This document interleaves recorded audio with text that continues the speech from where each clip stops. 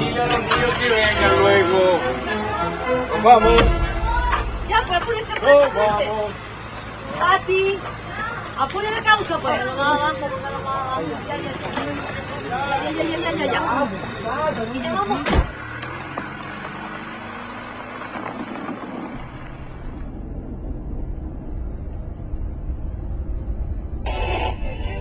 El crecimiento económico de Chile para este año supera todo lo esperado, convirtiendo a Chile en una de las economías más sólidas. Seguimos siendo modelo de progreso para el mundo. ¿Cómo es que llegamos a ser un país tan bacán, Tata, si antes era un país tan pobre? Esto comenzó hace muchos años, cuando ustedes no habían nacido. ¿Con la guerra del Pacífico? No, no tan atrás. Comenzó en el año 1973. Ese es un periodo de nuestra historia que hasta ahora ha sido muy, pero muy mal contado. ¿Y tú te la sabes o no, Tata? Claro que sí, pues yo me la viví en cuerpo y alma, mijo. Entonces cuéntala, pues, Tata. Cuéntala, Sí, Tata, Ya, bueno, ya. Mira, todo empezó en esos tiempos, en que el mundo estaba, fíjate, dividido entre capitalismo y comunismo. ¿Y qué es el capitalismo, Tata? Capitalismo, mira, es un basurero lleno de autos, casas, artículos eléctricos y comida. ¿Y el comunismo?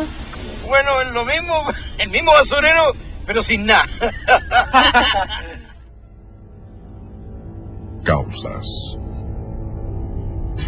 En 1970, el mundo se encontraba dividido entre dos ideologías políticas antagónicas e irreconciliables: la democracia y el comunismo marxista. Las dictaduras marxistas ya habían subyugado a la ex Unión Soviética, Alemania Oriental, China y Cuba, e intentaban extender sus dominios hasta América Latina. Ese año, el comunismo marxista vio la oportunidad de tomarse Chile fácilmente, accediendo al poder por la vía democrática del voto ciudadano, de la mano del líder de la Unidad Popular, el socialista Salvador Allende Gossen. Pero esta historia comenzó un poco antes, cuando en 1964 fue elegido presidente de Chile el demócrata cristiano Eduardo Frei Montalva, cuyo gobierno pavimentó el camino para la entronización del marxismo en el país. Al siguiente año, en la Universidad de Concepción, nacía el movimiento terrorista MIR. Las huestes comunistas, después que fueran proscritas y desarticuladas por el presidente Gabriel González Videla, habían logrado nuevamente reorganizarse. Mi teoría era muy clara y muy sencilla, y creo que es la única manera de defender la democracia en el mundo. Y es que la libertad que da la democracia no puede servir para ser destruida. Y usted, al darle cabida a un comunista y otorgarle los derechos y las libertades que tiene un demócrata, sencillamente usted lo que está es sentenciando a muerte a la democracia, como lo ha demostrado el Partido Comunista en todo el mundo. Como en 1970, el candidato de la Unidad Popular, Salvador Allende Gossen, en su cuarta postulación a la presidencia de la República, no alcanzó la mayoría absoluta de votos que necesitaba para ser elegido. Y por el sistema político de la época, o la institucional de la época, fue ratificado por el Congreso, quien le puso una serie de condiciones para el famoso Estatuto de Garantías, que por supuesto el presidente Allende después pasó por encima. Entonces se lo dijo a Regis Debray, recordemos. Que no hemos olvidado jamás un principio fundamental del marxismo, la lucha de clases. Nosotros dijimos en la campaña electoral que nuestra lucha era para cambiar el régimen y el sistema, y que íbamos nosotros a conquistar el gobierno, para conquistar el poder, a hacer las transformaciones revolucionarias que Chile necesita. El mismo día que Allende fue ratificado como el nuevo presidente de Chile, cientos de personas abandonaron el país. En su primer mensaje del año 71 al Congreso Nacional, él fue muy explícito porque dijo: si el Congreso no acoge las reformas que nosotros estamos realizando, las reformas revolucionarias, puede desatarse en el país un clima de gran violencia. Estamos vigilantes, sabemos perfectamente bien lo que la historia señala y no nos van a pillar de sorpresa. Además, ese enfrentamiento, ¿no?, antagonismo, tendrá ¿Cómo no va a haber si nosotros partimos del hecho esencial marxista de irse clase?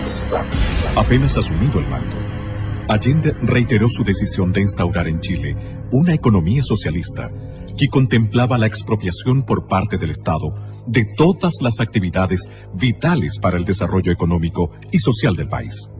Ya en el mes de noviembre de 1970, miles de casas habían sido ocupadas por la fuerza y más de 1000 predios agrícolas corrieron la misma suerte en los meses siguientes.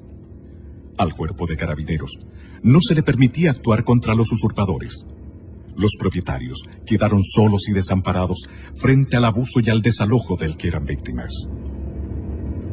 En las primeras semanas de su mandato, Allende indultó a un grupo de extremistas condenados por los tribunales de justicia por asalto, robo y asesinatos a policías durante el gobierno de Eduardo Frei Montalva. Allende los calificó como jóvenes idealistas. Uno de los indultados, más tarde, en junio de 1971, asesinaría en plena vía pública al ex vicepresidente de la República, el demócrata cristiano Edmundo Pérez Sujovic. El tipo se bajó con una ametralladora ya a punto de disparar, se puso al lado de papá y le disparó a escasos centímetros. A lo anterior, se agregó una errónea decisión económica. Allende incrementó bruscamente el gasto público, financiándolo por medio de una descontrolada sobreemisión monetaria del Banco Central, que en ese entonces se produjo una de las peores crisis económicas que tenga recuerdo Chile. Fue una época bastante difícil, porque junto con el directorio de la CIMET muchas veces fuimos al Ministerio del Interior a reclamar, ¿no es cierto?, para que nos dieran fuerza pública. Las tomas no eran solamente la gente del interior de la fábrica, normalmente eran tomas hechas por gente del exterior de las empresas. Y ahí se crearon los cordones industriales de Vicuña Maquena, de Cerrillo, con criterios políticos. Pero eso no implica que esas empresas vayan a ser autónomas y vayan a tener independencia para producir. No. Nosotros somos y seremos partidarios de una economía centralizada. Las empresas tendrán que desarrollar los planes de producción que fije el gobierno. Allende promovió la creación de fuerzas paramilitares clandestinas, alentando la vía armada, los saqueos, las tomas de terrenos y predios para llevar a cabo la reforma agraria. Hubo asesinatos en todo el país, estados de emergencia, cadenas obligatorias de información, culminando con la internación de armas clandestinas que provocó una total inseguridad ciudadana.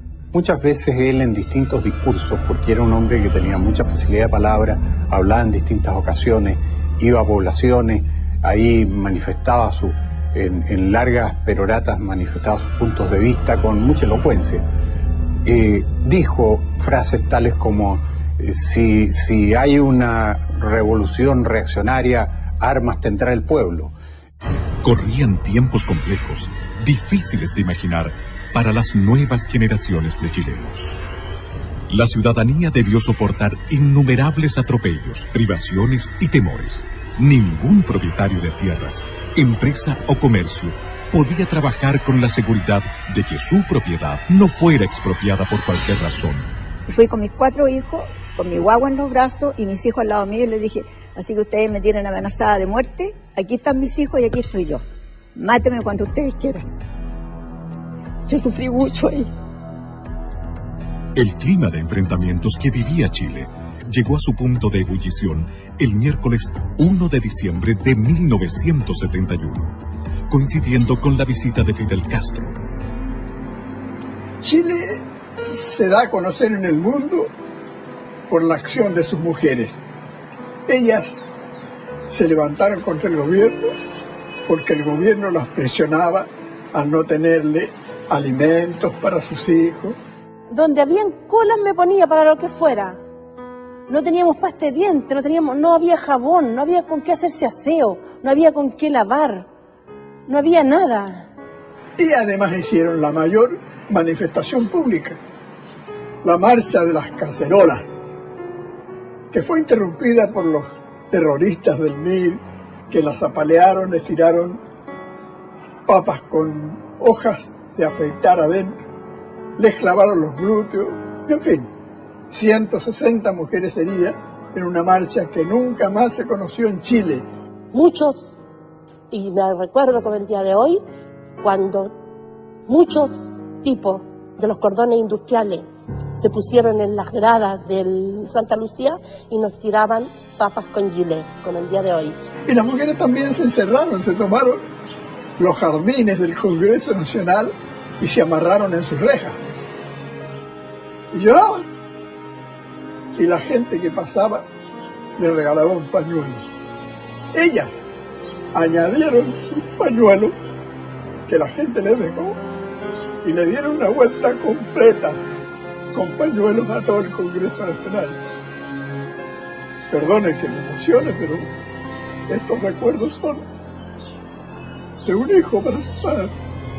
A la decidida y persistente resistencia de las mujeres chilenas se unieron los estudiantes, protestando ante el intento de implementar la Educación Nacional Unificada ENU, que escondía un plan de concientización de la juventud desde la enseñanza básica a la universitaria. Miles de estudiantes salieron a las calles a defender sus derechos y fueron apaleados por grupos extremistas con el beneplácito del ministro de Educación de la época, el radical Aníbal Palma. La crisis alcanzó muy pronto a los medios de comunicación. Perseguían a nuestros medios. Hubo una clausura de radios que duró 60 días. Las radios en Chile fueron en ese tiempo determinantes para informar a la población de lo que significaba caer en el comunismo. En marzo de 1972, una nueva y grave ilegalidad estremeció al país. Desde un avión de la línea aérea cubana de aviación, fueron desembarcadas en el aeropuerto de Pudahuel una serie de misteriosas cajas. Estas ingresaron al país vulnerando el procedimiento de control del Servicio Nacional de Aduanas, por orden expresa del entonces director de investigaciones y del propio ministro del Interior, Hernán del Canto. Semanas después, se pudo constatar que lo que contenían las cajas era armamento, ingresado ilegalmente al país, destinado al grupo de amigos personales de Allende, GAP. Que las únicas armas las pueden tener las Fuerzas Armadas, y este era un grupo armado paramilitar. Como fue muy criticado el hecho de que tuviera una Guardia Armada personal, GAP, después hicieron un cambio y dijeron no, si en realidad no es una Guardia Armada personal, es un grupo de amigos personales, y a eso obedece la sigla GAP. Años más tarde, el escritor cubano Norberto Fuentes confesaría en una de sus obras que ingresar armamento a Chile en cajas rotuladas como valija diplomática fue un procedimiento común del gobierno de Cuba durante el periodo de Allende. En junio de 1972, otra situación tensional sacudió al país al negarse el presidente Allende a promulgar completa la reforma constitucional aprobada por el Congreso, que volvía inexpropiables los predios inferiores a 40 hectáreas. Hay una ley.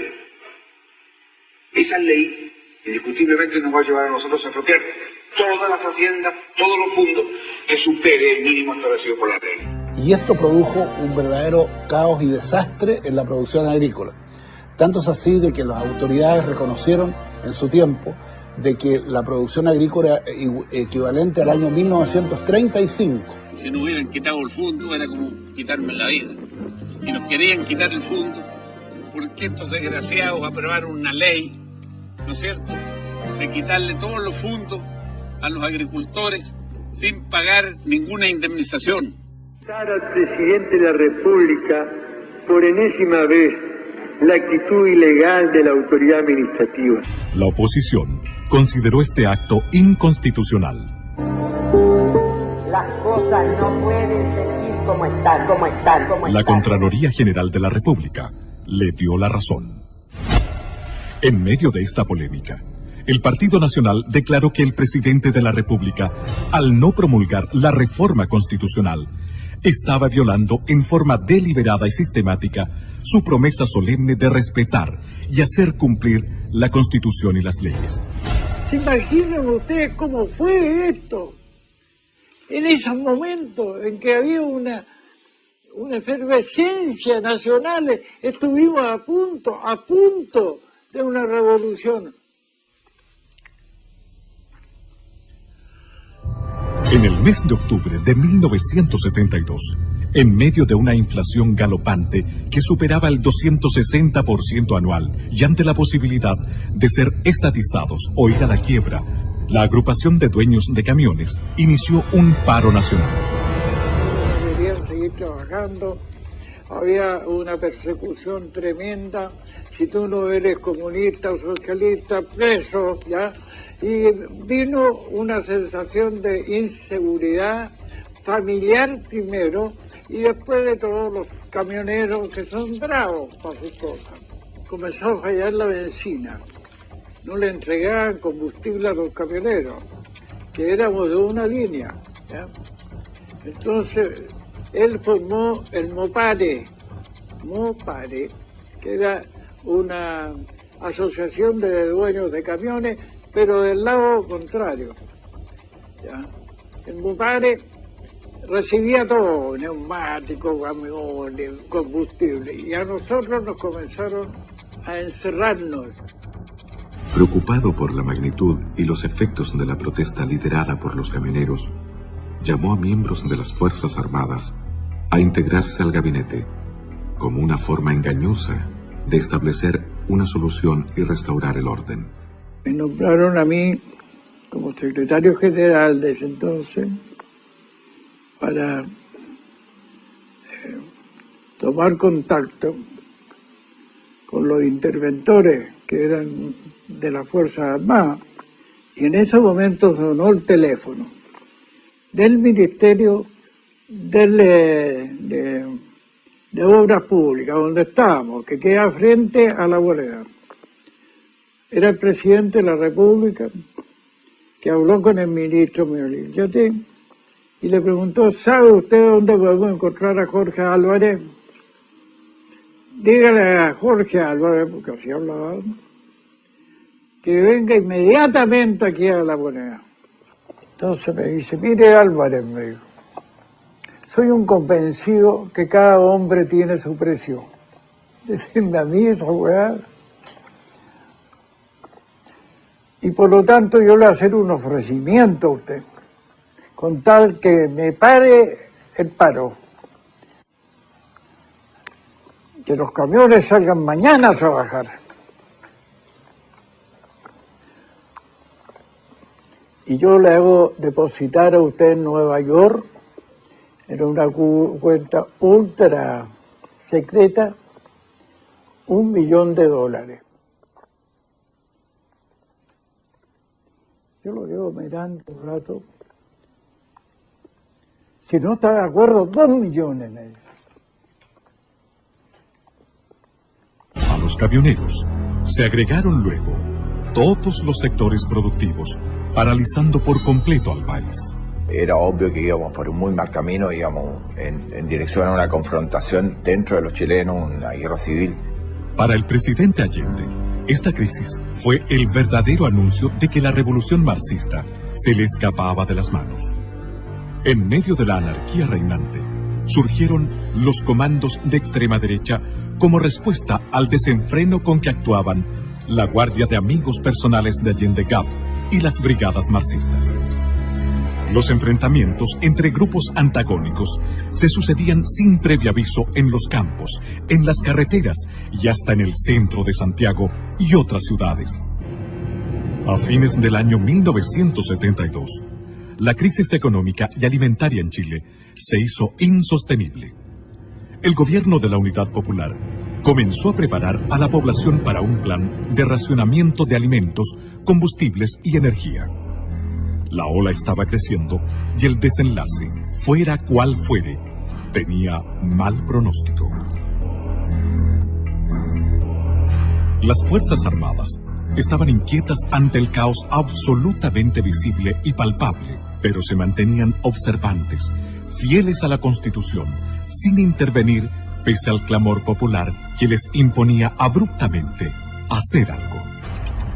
La manera más gráfica y clara de saber lo que ocurría al interior de ellas se devela en alguno de los párrafos de un extenso memorándum confidencial del ejército emitido en 1973 que decía: se ha perdido el respeto por la vida humana, se mata sin temor ni escrúpulo. La propiedad privada tampoco es respetada. El gobierno no da sintonías de desear poner un fin drástico al extremismo en todas sus organizaciones. Las Fuerzas Armadas se sienten íntimamente engañadas y frustradas al constatar que grupos extremistas adversos que no vacilan en atacarlas y socavarlas actúan con el beneplácito de miembros del partido de gobierno. Se ha pasado a una nueva etapa de enfrentamiento en el que las Fuerzas Armadas han sido agredidas y penetradas. Se estima que la guerra no convencional ya ha comenzado. El 21 de mayo de 1973, al hablar en el Estadio Nacional ante sus enfervorizados seguidores, Allende afirmaba que, utilizando primero la ley, haré uso luego de la violencia revolucionaria si fuera necesario. Carlos Altamirano, que era probablemente el más exaltado de los elementos del gobierno de la Unidad Popular, le confesó a la periodista Patricia Pollicer en un libro que se llama Altamirano, cómo era la distribución de los elementos armados que tenía cada partido de la Unidad Popular.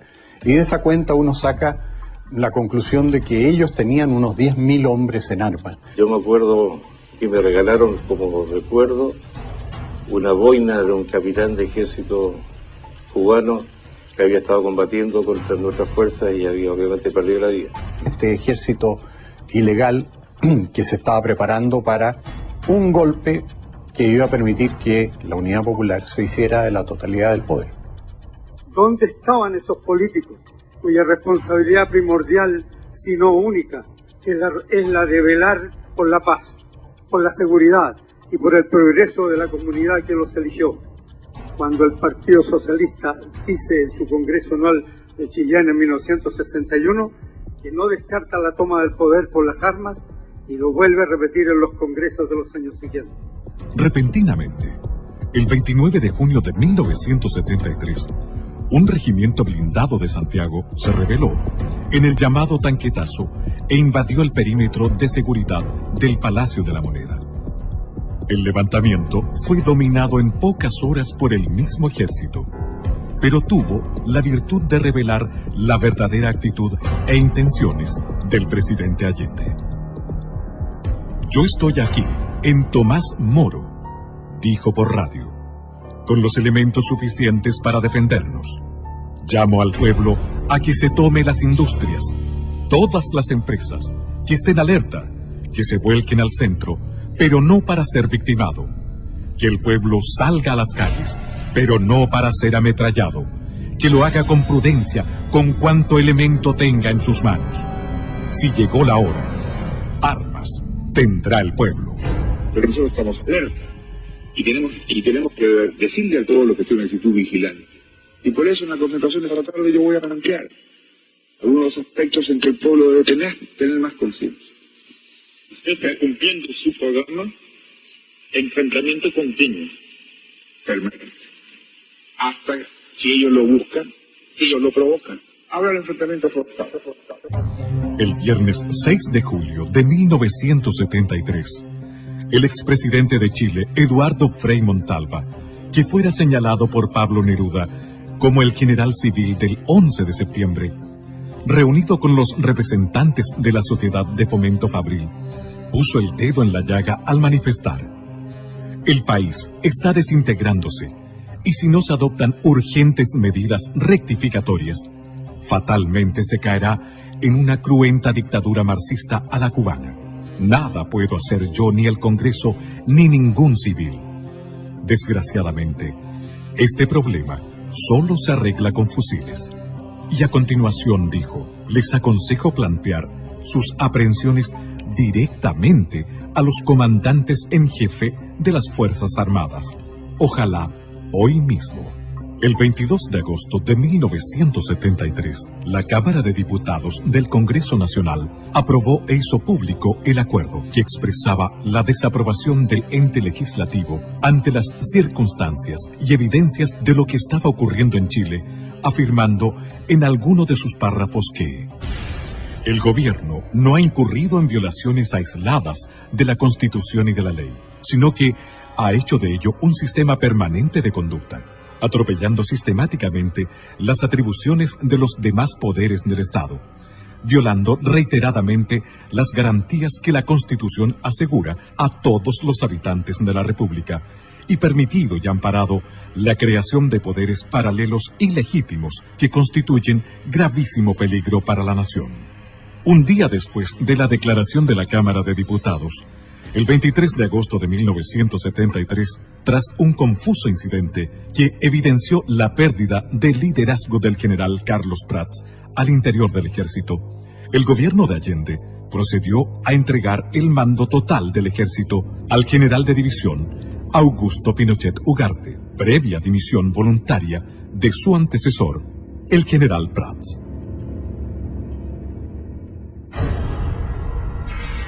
Pronunciamiento militar y estado del país al recibirse.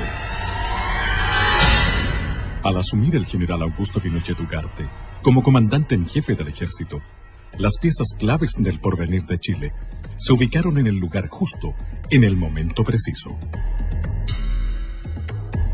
Por esos días, la muerte del joven subteniente del ejército Héctor Lacrampet, asesinado a balazos por un comando extremista, dirigido por el mexicano Jorge Albino Sosa Gil, junto a los furibundos llamados del socialista Carlos Altamirano a defender la revolución en las calles y al inminente riesgo de un autogolpe por parte del gobierno de Allende, determinaron la trascendental decisión al interior de las Fuerzas Armadas. Los oficiales, suboficiales, clase y soldados no tienen la obligación de prestarle obediencia. El 7 de septiembre de 1973, el almirante José Toribio Merino hizo llegar a manos de los generales Lee y Pinochet un mensaje claro y decisivo de su puño y letra. En él se señalaba el día y la hora en que las Fuerzas Armadas entrarían en acción. Los generales en jefe firmaron el documento comprometiéndose con la liberación de Chile. El día 10 de septiembre, a las 16 horas, zarpaba desde Valparaíso la Escuadra Nacional para integrarse a las maniobras navales internacionales UNITAS. Y cuando me recibo de guardia de la noche, me doy cuenta que vamos con rumbo absolutamente contrario al que yo inicialmente suponía que debíamos ir para reunirnos con los buques de la Marina Norteamericana con la cual íbamos a hacer el ejercicio UNITAS. Y allí entonces se me entrega un papel donde dice las Fuerzas Armadas han decidido tomar el control del país. Y a este buque, que era el destructor Cochrane, le ha correspondido tomar el control del puerto de San Antonio. Ese mismo día, la totalidad del contingente del ejército se acuarteló en sus unidades. Al conocerse al día siguiente el fallo de la Corte Suprema respecto al desafuero del senador socialista Carlos Altamirano. Estas dos situaciones aparentemente fortuitas favorecieron el factor sorpresa de la acción liberadora, disminuyendo el riesgo de un mayor derramamiento de sangre. En la madrugada del 11 de septiembre de 1973, Augusto Pinochet, comandante en jefe del ejército, establece su cuartel general en el recinto militar de Peñalolén, mientras Gustavo Lee, comandante en jefe de la Fuerza Aérea, se instala en su cuartel general de la Academia de Guerra Aérea y el general Mendoza hace lo propio en el edificio de carabineros de General Norambuena, pleno centro de Santiago. En Valparaíso, el almirante Merino arriba a su cuartel general de la Academia de Guerra Naval. Minutos más tarde, la Escuadra Nacional reapareció sorpresivamente en Valparaíso, mientras las Fuerzas Armadas procedían a tomar la ciudad, desplegándose por toda la costa. En Santiago, el ejército hacía lo propio, acercándose a la Moneda. Santiago, 11 de septiembre de 1973. Teniendo presente, primero, la gravísima crisis económica, social y moral Las Fuerzas Armadas y Carabineros de Chile declaran, primero, que el señor presidente de la República debe proceder a la inmediata entrega de su alto cargo a las Fuerzas Armadas y Carabineros de Chile. La proclama de la Junta de Comandantes en Jefe de las Fuerzas Armadas y de Orden remeció a Chile entero. A las 7:30 de la mañana, la liberación de Chile estaba en marcha. Que en pocas horas, las Fuerzas Armadas controlaban todas las ciudades y centros estratégicos del país. Al atardecer del 11 de septiembre, la primera gran batalla por la libertad de Chile había concluido.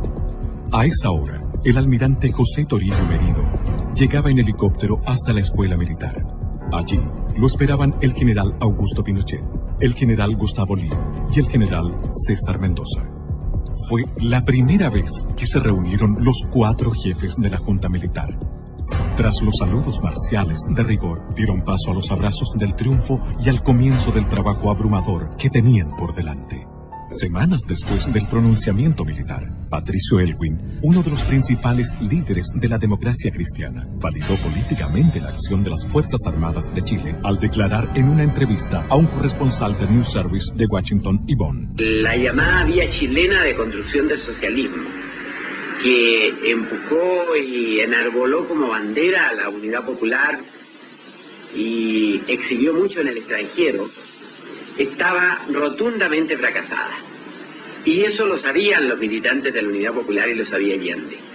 Y por eso ellos se aprestaban, a través de la organización de milicias armadas, muy fuertemente equipadas, que constituían un verdadero ejército paralelo, para dar un autogolpe y asumir por la violencia la totalidad del poder.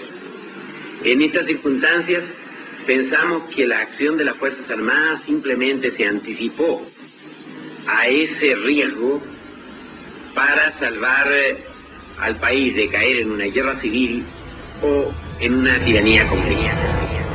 ¿Para qué queremos un nuevo gobierno? Queremos un nuevo gobierno para que venga a haber seguridad en la familia chilena, para que las mujeres puedan dedicarse a tu casa y a tus hijos y no tengan que estar perdiendo horas y horas, días enteros, en hacer la cola del aceite, la cola de la harina, la cola del azúcar, la cola del pan. La primera batalla había sido ganada, pero ahora venía otra, más larga y compleja que la anterior. Y bajó mi general en manga de camisa, con manga corta, en manga de camisa, y se sentó ahí y dijo, bueno, pues amigos, ustedes saben por qué están aquí. No, nosotros no teníamos muy clara la situación. Dijo, porque vamos a formar un comité asesor, porque me tienen que ayudar, pues amigos. Recibían un país absolutamente quebrado, desde el punto de vista económico, social, de todo punto de vista, y especialmente esa confrontación que había entre los chilenos era muy profunda. Así lo estimaba también el expresidente demócrata cristiano, don Eduardo Frei Montalva. Vengo a este sitio para, junto con todas las iglesias de Chile, orar por la paz y la reconstrucción de nuestra patria. Señor general, juráis, por Dios, por la patria y la justicia, cumplir y hacer cumplir los postulados del acta de constitución de la Junta, con toda la energía que vuestro amor por Chile y con todos los medios a vuestro alcance, cualquiera que sea el sacrificio que ellos os demanden? Sí lo juro. Sí lo juro. Sí juro. Sí juro. Ese mismo día se comunicó a las representaciones diplomáticas acreditadas en el país que la Junta Militar había asumido el mando supremo de la nación y que se rompía relaciones con Cuba y con Rusia. El expresidente Eduardo Frei Montalva declaraba al diario madrileño ABC: el marxismo, con conocimiento y aprobación de Salvador Allende, y acaso por instigación de Allende, había introducido en Chile innumerables arsenales que se guardaban en viviendas, oficinas, fábricas, almacenes. Los militares han salvado a Chile y a todos nosotros. Ese mismo día, 11 de octubre de 1973, al término del primer mes del pronunciamiento militar, el general Pinochet dio lectura a un informe sobre la situación sociopolítica del país, en el que advirtió que la tarea que estaban comenzando exigiría de grandes esfuerzos y largo tiempo. El país vive en estos momentos una de las etapas más difíciles de su historia. Ella es el fruto de una pesada herencia que recibimos. Las palabras del general Pinochet, refiriéndose a que no había plazos ni fechas claras acerca del término de su misión al mando de Chile, no fueron bien recibidas por la clase política chilena, en especial por los partidos de centro que esperaban ser beneficiados con una entrega inmediata del poder por parte de las Fuerzas Armadas. Hasta el mes de julio de 1974, Chile fue conducido por un poder ejecutivo colegiado, en el cual compartían responsabilidades los 4 miembros de la Junta. En esta fecha, mediante el Decreto Ley 806, el general Pinochet recibió el título de Presidente de la República. En tanto, la Junta quedó investida de poderes constituyentes y legislativos. Leyes. El poder legislativo, encabezado por el almirante José Toribio Merino, en 17 años de las Fuerzas Armadas y Carabineros de Chile, tuvo el promedio de aprobar una ley cada 3 días. En 17 años de gobierno de las Fuerzas Armadas y Carabineros, se promulgaron 4.652 leyes. En 21 años de gobiernos políticos, se han promulgado 1.556 leyes.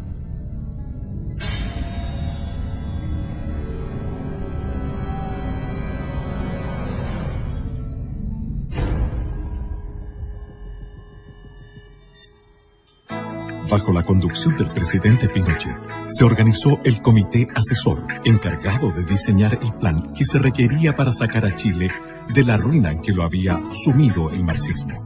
Nos pusimos en la tarea con varios personajes como Gastón Acuña, Jaime Guzmán, Rubén Díaz, Neira y otros, a la creación de cosas que el gobierno debía hacer, darle ideas a los militares. Si bien los militares no tenían una concepción de detalles sobre el manejo económico del país, contaban con la suficiente inspiración para delinear y aplicar un modelo innovador de desarrollo y con los conocimientos de una serie de destacados oficiales jóvenes que habían hecho estudios y obtenido títulos universitarios en economía en paralelo a su carrera militar. Estudiaba yo en la universidad, en la Escuela de Economía, cuando un día, estando en la Academia de Guerra, el subdirector de la Academia de Guerra era precisamente el comandante don Augusto Pinochet Ugarte. Llegué a Santiago y nos constituyó a cargo del general Canesa a 10 oficiales del ejército que habíamos tenido de alguna u otra forma de preparación extrainstitucional para que le ayudáramos en esta asesoría, lo que se llamó el Estado Mayor Presidencial primero, pero que después pasó a llamarse el Comité Asesor. Que después de algunos pocos 2 o 3 años se transformó en el Ministerio Secretaría General de la Presidencia. No teníamos ni dónde almorzar, ¿se acuerdan? Y nos daban un rancho como Carabino. ¿Qué íbamos a alegar? Así nació esta cuestión, de a poquito, de a poquito, de a poquito.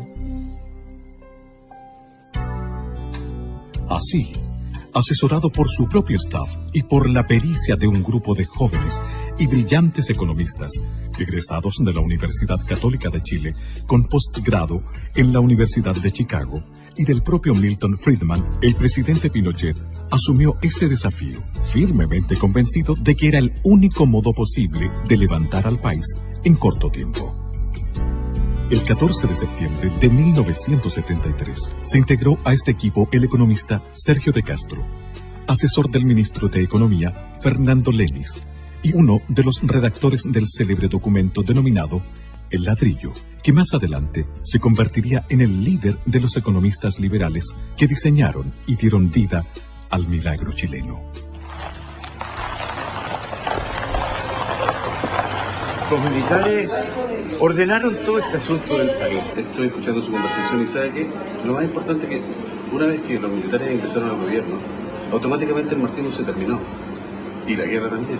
Ojalá hubiese sido así, porque a partir del 11 de septiembre del 73 se renovó con mayor fuerza la guerra irregular. Tata, ¿qué es la guerra irregular? ¿No son tan guerras? Mira, son guerras no como las tradicionales, es cuando no se ve el enemigo de cara. Eso es terrorismo, es lo que pasa con las FARC, con los talibanes. Chuta, ¿y eso pasó aquí en Chile, Tata?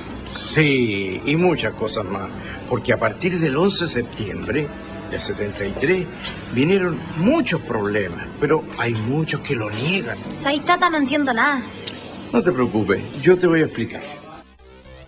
La guerra irregular, atentado al presidente y Carrizal Bajo.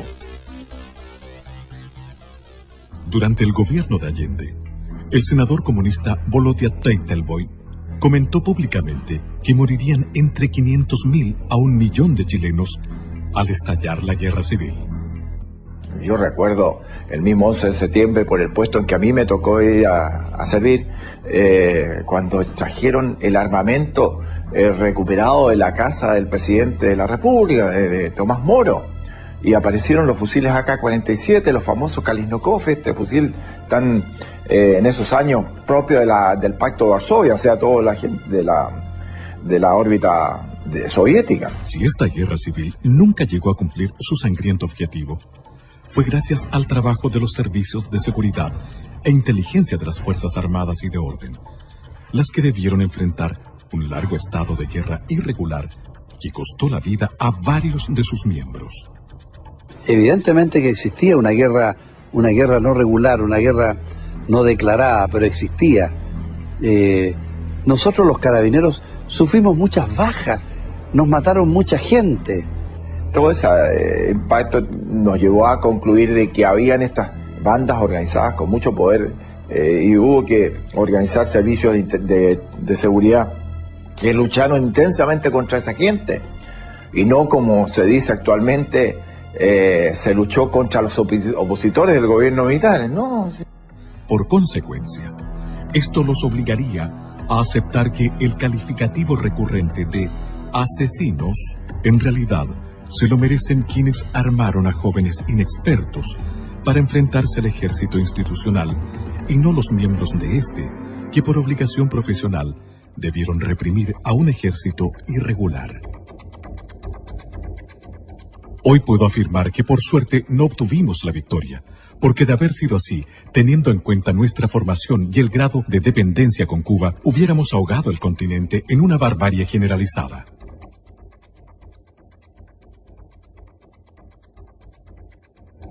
Una de nuestras consignas era hacer de la cordillera de los Andes la sierra maestra de América Latina, donde primero hubiéramos fusilado a los militares, después a los opositores y luego a los compañeros que se opusieran a nuestro autoritarismo.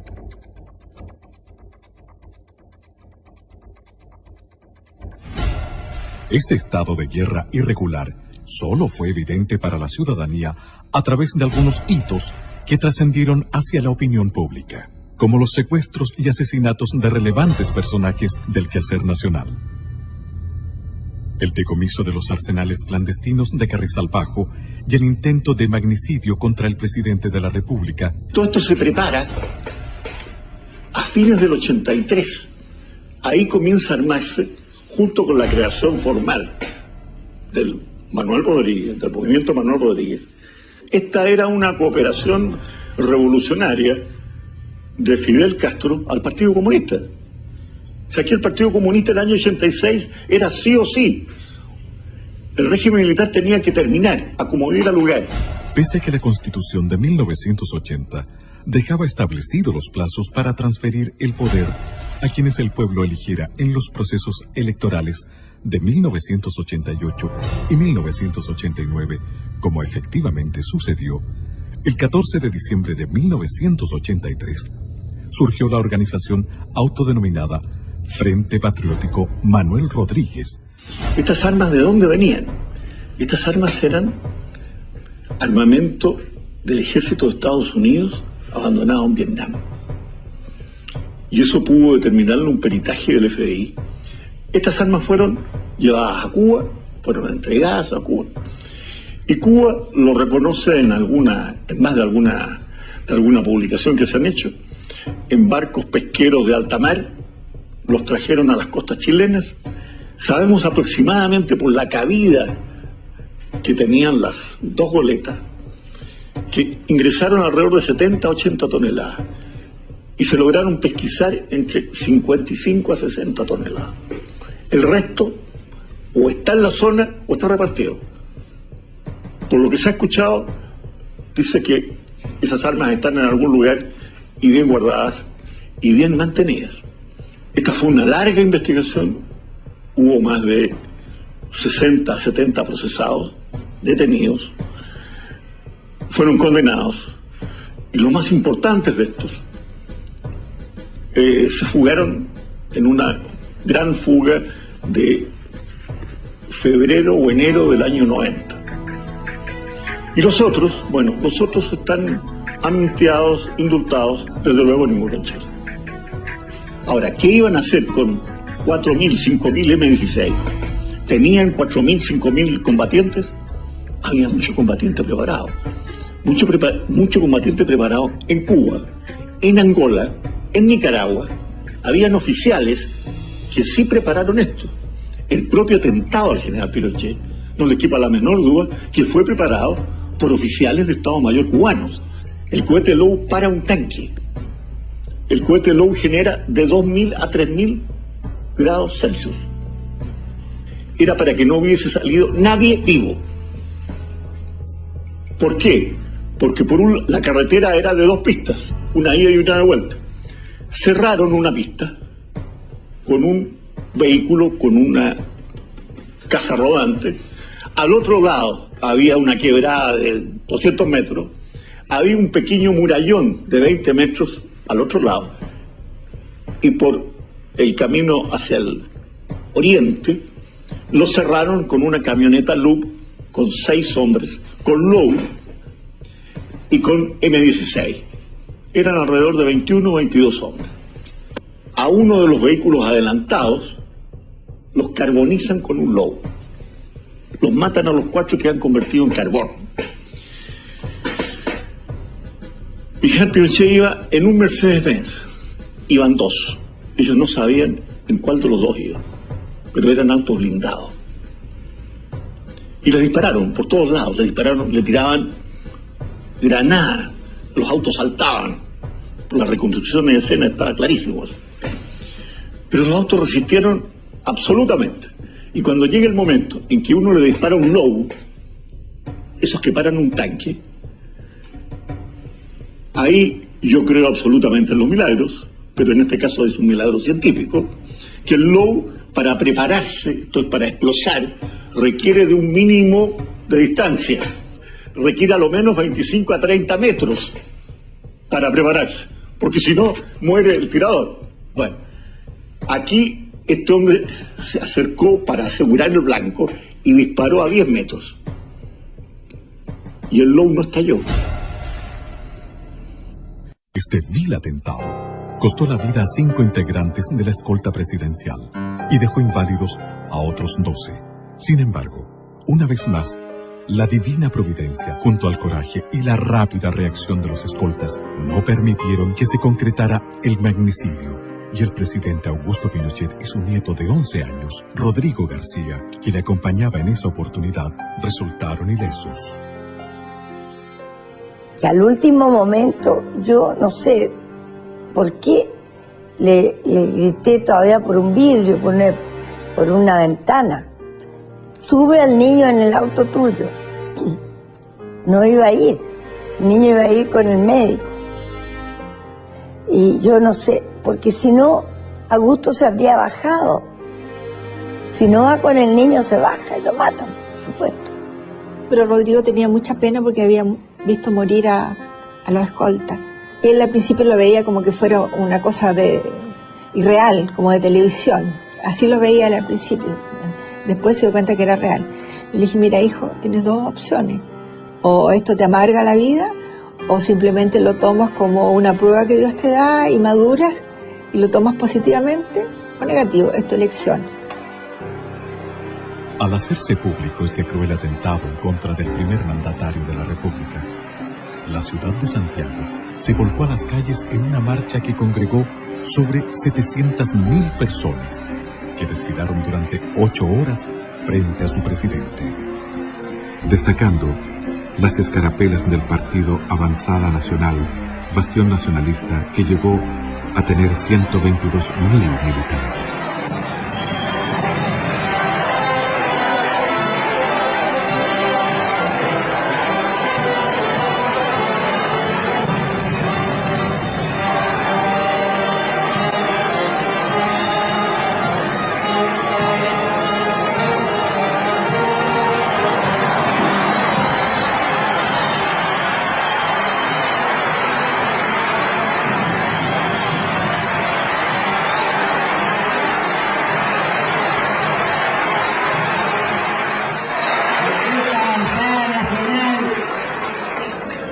La hizo crecer desde pequeña y ya está hecha un hombre. Pero debo hacer darle la energía suficiente para que sea el primero de los partidos políticos. Surgió precisamente Avanzada Nacional, como he dicho, el 21 de mayo de 1987, con el propósito de contribuir a la tarea histórica de la reconstrucción nacional. Reconstrucción nacional que se inició con el pronunciamiento militar del 11 de septiembre de 1973. Después de sufrir el más vil atentado que me ha permitido seguir viviendo para luchar por la libertad de nuestra patria, reitero que, mientras él me lo permita, emplearé todas mis energías al servicio de esta tierra que tanto. Qué heavy, tata. Mansa historia que no conocíamos. Creo que yo no me sabía la historia completa. Es natural que así sea, porque se ha dicho pocas verdades y muchas mentiras durante largo tiempo. La Concertación se ha empecinado en escribir la historia de Chile solo con fragmentos de verdad. Los logros. El legado del presidente Augusto Pinochet a Chile. El presidente Augusto Pinochet asumió el gigantesco desafío de reconstruir a Chile no solo en el aspecto económico, sino como nación y Estado. Este ideario quedó plenamente expresado en los documentos Declaración de Principios del 11 de marzo de 1974 y en el Objetivo Nacional del 23 de diciembre de 1975, que sirvieron luego de base para reformular la Carta Fundamental y Constitución de la República, sometida a plebiscito el año 1980. Por razones obvias, el mayor esfuerzo inicial fue puesto en la recuperación económica. Y si hay un logro indesmentible, aceptado tanto por adherentes y adversarios del gobierno de las Fuerzas Armadas y de Orden, es que este recibió un Chile en ruinas y entregó un país en orden y progreso. Cuando en el resto del mundo, en prácticamente todo el mundo, existía una política muy estatista, muy socialista, en que era absolutamente distinta de esta economía. En el mismo Chile, la economía estaba absolutamente fijada y manejada, estaban fijadas las tasas de interés, estaban fijados 3.500 precios, sencillamente estaba desconocida prácticamente la propiedad privada. En 1975, para sacar al país de la ruina financiera en que lo había sumido Allende, el gobierno se vio en la necesidad de implementar un tratamiento económico de choque. Tras unos primeros años de dificultades, el método aplicado comenzó a afianzarse y el país inició una rápida recuperación económica. El sorprendente progreso y prosperidad de Chile motivó a que el mundo comenzara a hablar muy pronto del milagro chileno. Años más tarde, en 1985, en medio de la primera gran crisis que estremeció conjuntamente a todas las economías del planeta, el gobierno llamó a integrar el gabinete a Hernán Vigil. Tras conocer su propuesta para superar el aciago momento, el presidente Pinochet lo nombró ministro de Hacienda. bajo su gestión, se retornó a los principios liberales implementados con éxito por los Chicago Boys. Se controló la crisis y se inició el notable crecimiento económico que llevó a Chile a duplicar su PGB en los siguientes 10 años. En Chile y en el mundo se habló entonces del segundo milagro chileno.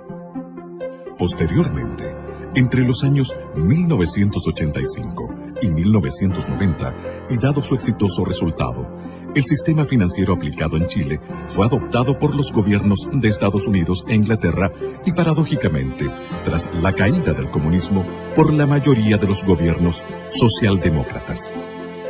Que los logros del gobierno militar son muy grandes, que se han tratado de minimizar por el mundo político hoy día, pero hay que visualizarlo en todo su contexto. Fíjese que él nunca hacía mención de las cosas que había hecho. No se vanagloriaba de nada. Siempre pensaba que tenía que completar otras metas, que no todo estaba terminado. Yo creo que el tema de las obras de mi papá, no creo que nadie debe mencionar nada, es simplemente la historia. Hoy Chile es lo que es gracias a él. Justamente en la parte educacional, que hoy está tan de moda, era uno de los puntos que él siempre quiso completar. Consciente de la urgente necesidad de dotar a Chile de un sistema descentralizador que potenciara los recursos humanos, materiales y productivos de cada lugar geográfico del país, el gobierno dictó uno de los decretos más significativos para el desarrollo de Chile, el Decreto Ley número 575, que instauró la visionaria división política y administrativa del país, conocida como la regionalización. Y todos integrados a hacer lo que estamos haciendo. Si todos tenemos un objetivo, que es levantar a la nación. No se trata de levantar una parte, se trata de levantar todo el país. Me dijo, yo quiero, así con la voz que tenía, yo quiero un organismo de colaboración al más alto nivel y en todas las direcciones. ¿Está claro? Sí, mi general. Bien, a trabajar. Esta nueva división política y administrativa de Chile fue un paso gigantesco en pos de la integración del país, que hasta la fecha aparecía extremadamente dependiente del gobierno central. Tras la regionalización, con notable visión geopolítica, el presidente Pinochet hizo realidad la construcción de la Carretera Austral, la ruta más hermosa de nuestro país, integrando a Chile, el extremo sur y a sus habitantes. Era el país a un porcentaje importante, el país que estaba totalmente aislado. Y el regimiento Araucano Osorno inició el camino, la Carretera Austral, desde el lago Yelcho hacia el sur. El presidente de la República dispuso que se iniciara el camino desde Chaitén al sur, y es así como el año 82 se inauguró el tramo de Chaitén a Coyhaique, 420 kilómetros. Y además de esos 420 kilómetros se hicieron 7 caminos transversales. ¿Ante cuánto teníamos que sacrificarlo para salir a hacer nuestro trámite? En barco hasta 20 días o más, y por ahí se echaban a perder los barcos o el temporal, el viento, no podían traficar, ahí tenía que uno estar sin poder avanzar.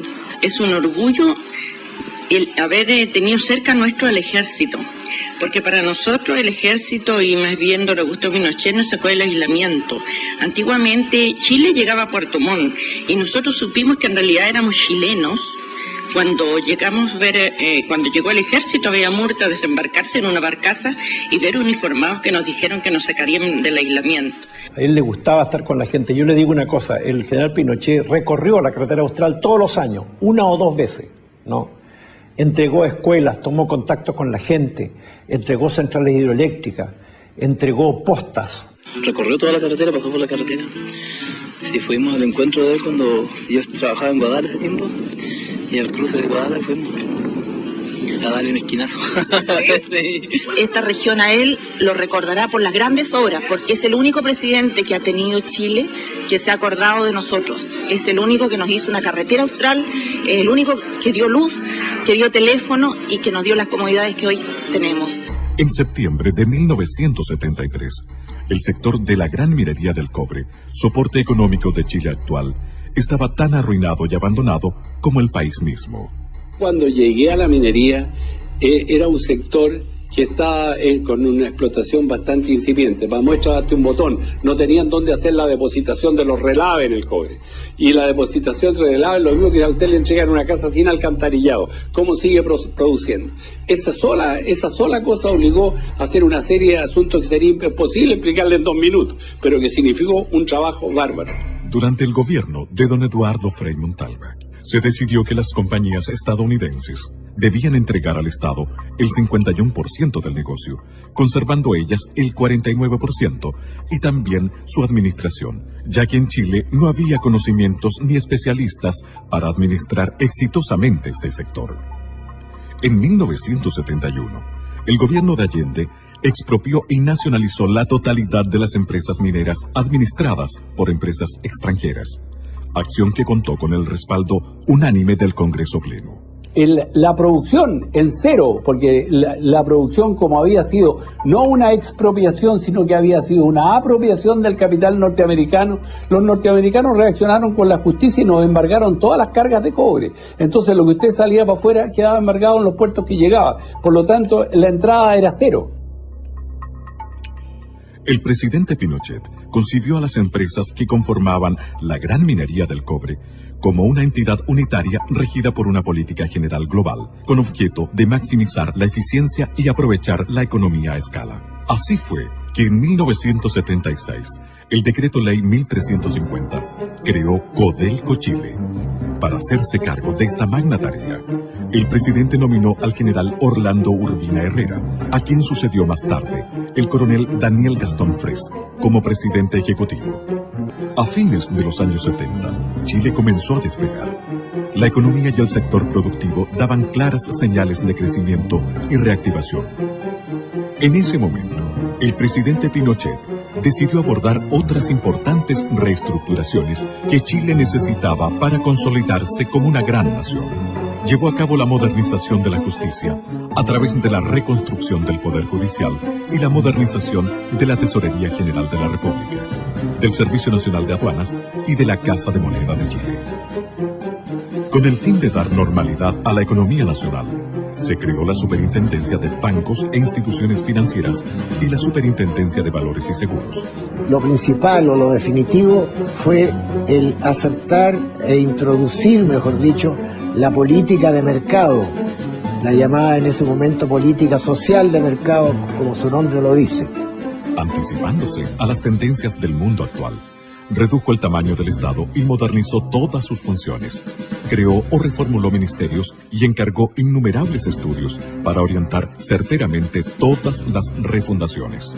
Se dio a conocer el mapa de la extrema pobreza en Chile. Un estudio encargado por el AODEPLAN y al Instituto de Economía de la Universidad Católica, con objeto de conocer la cantidad y distribución de los pobres en el país. Documento que permitió contar por primera vez en la historia de Chile con datos fidedignos para orientar objetivamente el gasto social del Estado. Con su característica visión de futuro, el presidente Pinochet dispuso la creación de la Comisión Nacional de Energía, una repartición de gobierno con facultades ministeriales que en la actualidad ha tomado enorme importancia en cuanto a normar e impulsar el vital desarrollo energético de Chile. Y tomando en consideración que Chile es un país sísmico, dispuso la creación de la Oficina Nacional de Emergencia del Ministerio del Interior, ONEMI. Creó la Academia Nacional de Estudios Políticos y Estratégicos, ANEP, destinada a preparar a los altos mandos de la nación. Impulsó el fortalecimiento de la agricultura. Y eso produjo el auge que hemos tenido en la producción agrícola, que hoy día Chile exporta miles de millones de dólares, y eso ha significado que se cree casi 800.000 personas trabajando en el agro, en una actividad pujante, cada día más renovada, y más activa. Junto a lo anterior, se introdujeron variados avances tecnológicos orientados a aumentar el rendimiento por hectáreas cultivadas y mejorar la calidad de los productos, entre otros, el sistema de regadío gota a gota. Se sacó una ley, que es la ley de fomento a obras de riego, en que se incentivaba al privado a invertir en obras de riego. Preocupado por las necesidades de los trabajadores, se puso en vigencia la aplicación de un plan laboral basado en la promulgación de un nuevo Código del Trabajo. Habían una serie de rigideces en la legislación del trabajo que atentaba precisamente contra la contratación de los trabajadores. Y la prueba más clara es que un estudio hecho, creo que al final del gobierno de don Eduardo Frei Montalva, indicaba que no se habían creado nuevas fuentes de trabajo a ese nivel. Uno de los beneficios más importantes y trascendentales que tuvo en miras el gobierno del general Pinochet fue terminar con la división de las clases sociales entre los trabajadores obreros y empleados. El obrero, que era el hombre que trabajaba con el pico y la pala, y el trabajador, que era el trabajador de cuello y corbata, estaban divididos en un modo casi infranqueable, y siempre había mucha división respecto de las relaciones que tenían que tener entre ambos. En el sector salud, el gobierno reformuló prácticamente todo, con objeto de elevar los estándares de servicio y de acceso a la salud en Chile. No se opta por construir más hospitales, se opta fundamentalmente por atacar los problemas de salud. ¿Por qué surgen los problemas de salud? Vamos a atender a la madre, vamos a evitar la desnutrición, vamos a buscar llegar al máximo de la ciudadanía, postas a lo largo de todo el país, de modo que efectivamente la gente, desde los comienzos del nacimiento del niño, estuviera bien alimentado. Se crean programas de alimentación en los colegios. Para mejorar el servicio a las personas, reemplazó el Servicio Nacional de Salud y el Servicio Médico Nacional de Empleados por el Fondo Nacional de Salud, FONASA. Además, puso en marcha el nuevo sistema de salud, ISAPRE. Los índices de salud durante el gobierno militar, reconocidos no por el mismo gobierno militar ni por el Instituto Nacional de Estadística, sino que por la Organización Mundial de la Salud. Los índices estaban cercanos a los países desarrollados.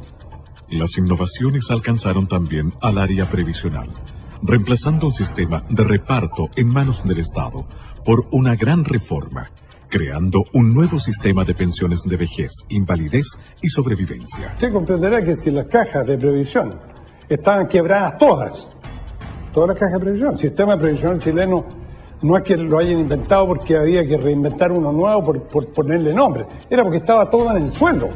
El manejo de fondos pasó a manos privadas a través de las administradoras de fondos de pensiones, AFP. Al mismo tiempo que es efectivo y eficiente, y que es copiado por muchos países del mundo, permite generar en Chile una tasa de ahorro excepcional de luego en Latinoamérica. Modificó el sistema educacional chileno con objeto de vincularlo con la realidad laboral y productiva del país, a través de la Ley Orgánica Constitucional de Enseñanza LOCE, que establece los requisitos mínimos que deben cumplir los niveles de enseñanza básica y media. Antiguamente teníamos alrededor de 100.000 alumnos en la educación superior, llegamos a 300.000 alumnos en la educación superior, abriendo las posibilidades de la universidad a muchos chilenos. Estableció la beca Presidente de la República, que ha sido útil para la formación de excelencia y reforzamiento de las nuevas generaciones en centros de estudios en Chile y en el exterior. En 1980, tras varios años de estudios y redacción que comenzaron en 1974, el gobierno de las Fuerzas Armadas y de Orden sometió a la opinión de la ciudadanía el texto de la nueva Constitución de la República de Chile, a través de un plebiscito que convocó sin distingos políticos partidistas a todos los chilenos residentes en el territorio nacional. Total nacional. Votos sí. 3.943.068. Votos no. 1.100.000 729.018. Nulos, 165.855. El país aprobó la nueva Carta Fundamental, que hasta hoy rige a Chile, dándole pleno respaldo a las reformas y modernizaciones presentes en ella, como también a las disposiciones transitorias que establecían que la Junta de Gobierno asumía las funciones legislativas y constituyentes con el capitán general Augusto Pinochet Ugarte como única autoridad ejecutiva a nivel nacional, y al marco institucional que establecía el mecanismo para la sucesión del presidente a través de un plebiscito a efectuarse en 1988 y posteriormente, según los resultados de este, la realización de elecciones libres presidenciales y parlamentarias en 1989, tal cual aconteció. Reafirmando lo anterior, el presidente Pinochet dispuso e impulsó la construcción de las instalaciones del actual Congreso Nacional en la ciudad de Valparaíso y creó la ley de partidos políticos con la cual se rigen la totalidad de los partidos existentes en la actualidad. Con notable visión geoeconómica, el presidente Pinochet puso especial énfasis en el desarrollo del comercio exterior que años más tarde daría paso a los innumerables tratados de libre comercio que han significado prosperidad económica y nuevas fuentes de trabajo en Chile. Y creó ProChile para proveer al comercio exterior de un instrumento de promoción y respaldo especializado, con una oficina en cada una de las sedes diplomáticas nacionales. En este periodo se inició el gran poder exportador de productos no tradicionales que a la fecha solo era de carácter minero.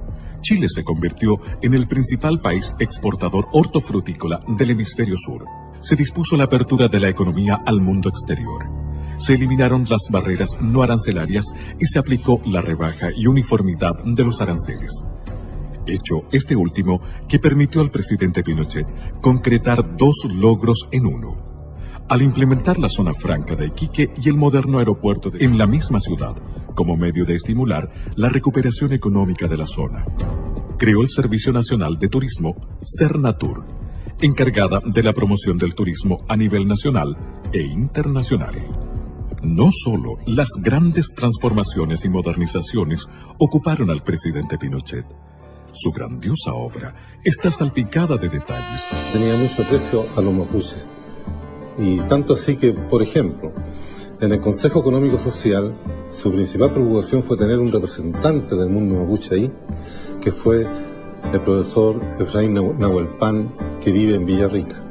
Además, en el sur, él fue nombrado lonco, se le entregó la clava, que es el toque de mando de los mapuches, como símbolo, y de hecho ellos tienen muy buen recuerdo, porque cuando hubo que repartir las tierras después de la reforma agraria, ellos se convirtieron en propietarios, verdaderos propietarios de sus tierras. Creo que era un ser excepcional, una persona preocupada de todos quienes trabajábamos al lado de él. Siempre tenía una palabra de preguntar de cómo se encontraba la familia. Haciendo gala de su gran espíritu patriota, dispuso por decreto que la cueca fuera oficializada como baile nacional e incorporó como símbolos patrios al copihue y la araucaria.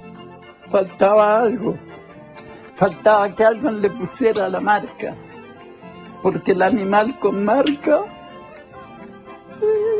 ese tiene valor. Y fue así como mi capitán Augusto Pinochet Ugarte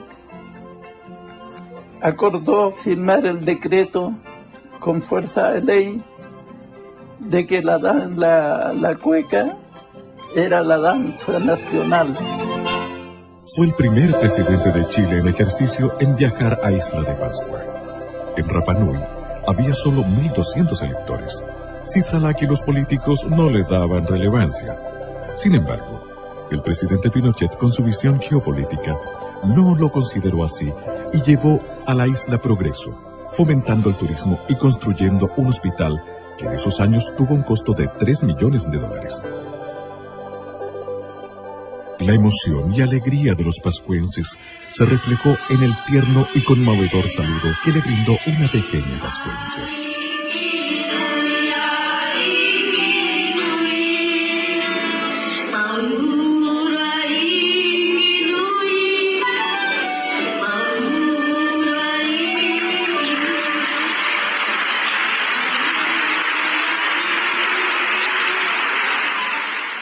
Es dable destacar que durante el gobierno del presidente Pinochet, en Chile se realizó la mayor cantidad de obras públicas y sociales que se haya gestado antes en el país.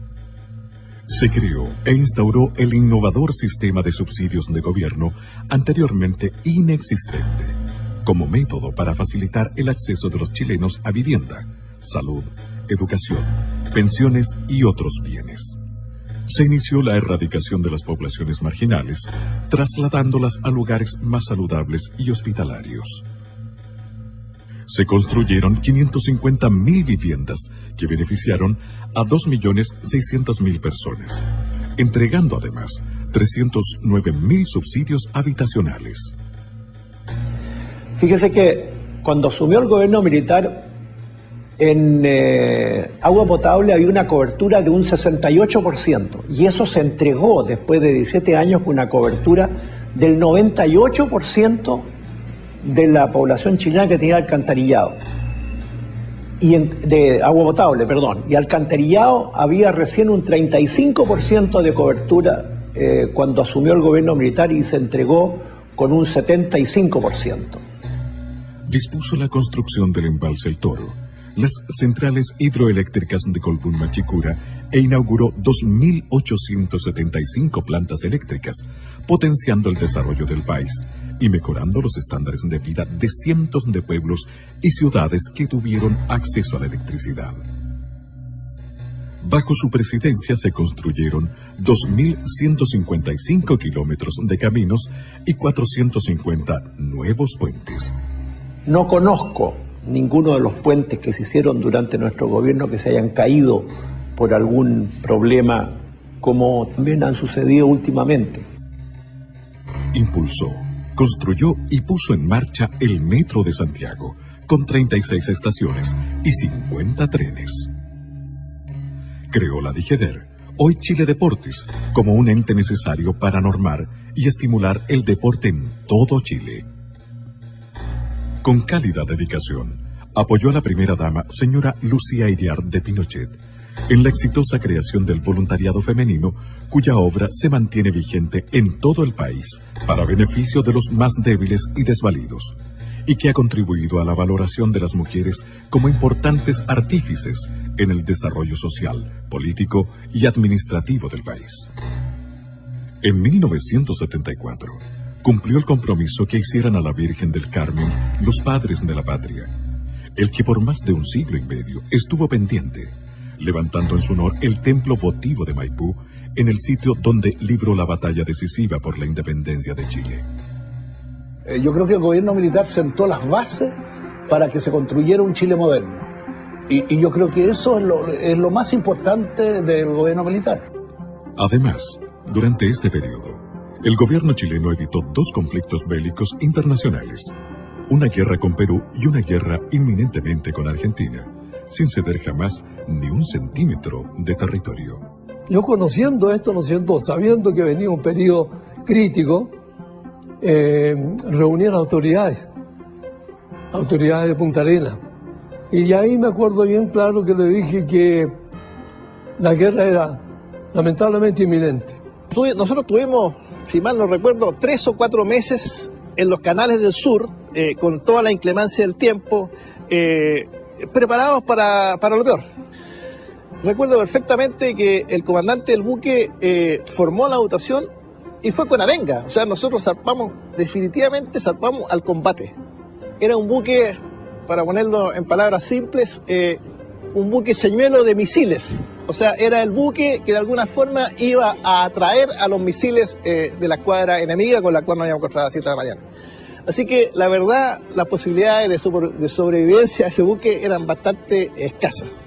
Sin embargo, cada uno cumplió exactamente con su deber y cada uno estaba en su puesto.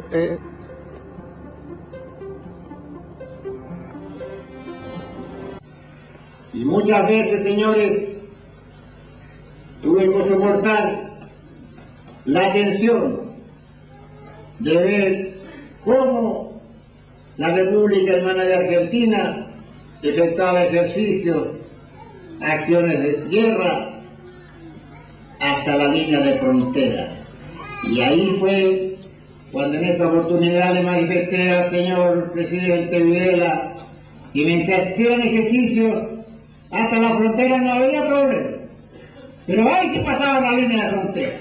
Ahí se pasaba. Recibí esa orden que estaba escrita directamente de Pinochet y decía más o menos lo mismo.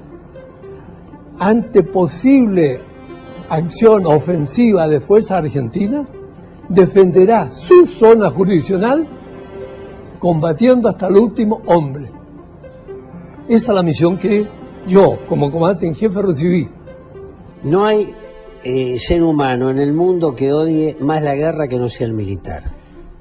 Porque el militar conoce la guerra desde adentro y en profundidad.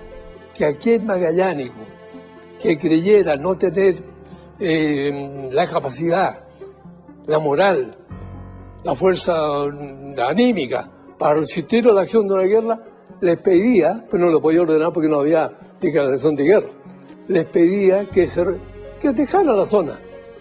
Estuve con la observación en el aeropuerto y en el puerto durante una semana para ver cuántos magallánicos abandonaba Punta Arenas. Ni uno. Ni uno. Obviamente las circunstancias fueron variando, pero la buena voluntad, también con un impulso que vino del Vaticano, evitó que nuestros países hermanos desde siempre entraran en un conflicto bélico. En 1987, Chile recibió la ilustre visita de su santidad, el Papa Juan Pablo II, principal artífice mediador en el Tratado de Paz entre Chile y Argentina. Si hay una imagen que todos los chilenos recordamos de aquella ocasión, es la de su santidad el Papa Juan Pablo II en los balcones de la Moneda acompañado del presidente Pinochet, ovacionados por una multitud congregada en la Plaza de la Constitución. Ese mismo pastor, jefe de la iglesia en el orbe, que tras reunirse con el presidente Pinochet por 3/4 de hora, en vez de los 20 minutos programados por agenda, se reunió con los obispos de la iglesia chilena y en ese encuentro privado les dispuso su total presidencia y participación en la marcha política del país. Años después, su santidad Juan Pablo II envió una carta personal felicitando y dando su bendición al general y su esposa, señora Lucía, por cumplir 50 años de matrimonio. Y no podía ser de otra manera. Pinochet fue un católico observante que durante todo su periodo de gobierno respetó e hizo respetar los valores de la Iglesia, como también el de los otros credos religiosos. Oye, ¿te conviene que hayan caballos? Oye, mami, me dijiste que había motos. No, sí hay. Llegamos, al fin. Ay, ay, ay.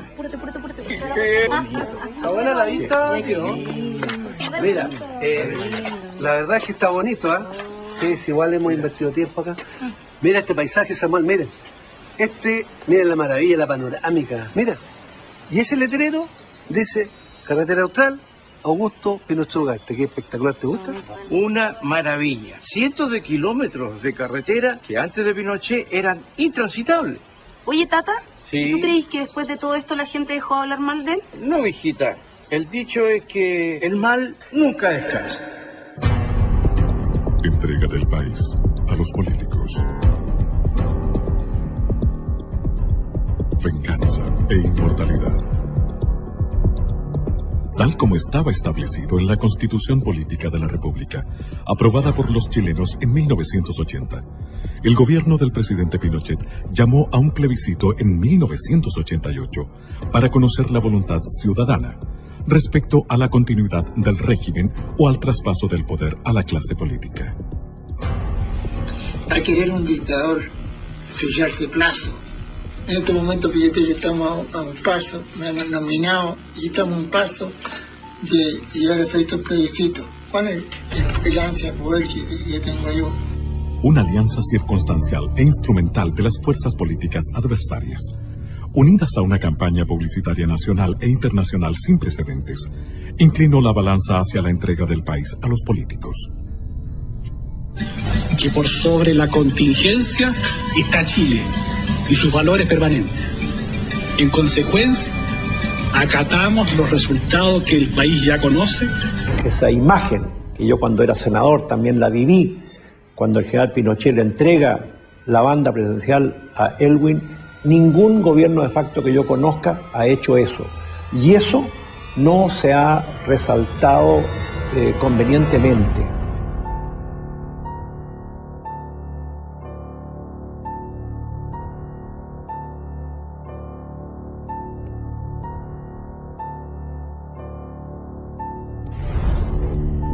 Las instrucciones a los ministros, a los intendentes, fue preparar una entrega modelo. Y así se hizo en cada una de las oficinas públicas, entregar totalmente transparentado lo que era en ese minuto el organismo fiscal. Se entregaba a una nación ordenada, fuerte y sólida, que ostentaba un 5% de cesantía y un 7% de crecimiento económico. Y en este momento se ingresa ya a la sala de plenarios, con lo cual se da inicio así a la solemne ceremonia en que el presidente de la República dará cuenta de su gestión de gobierno de estos 16 años.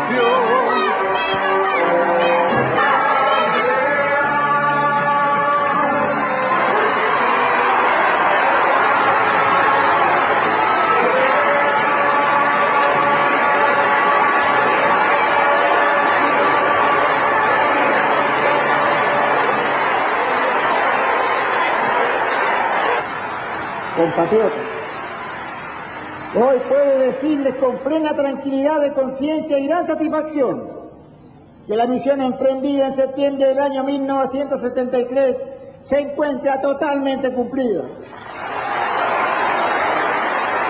Chilenas y chilenos, tengo fe en los chilenos y esperanza en su promisorio destino.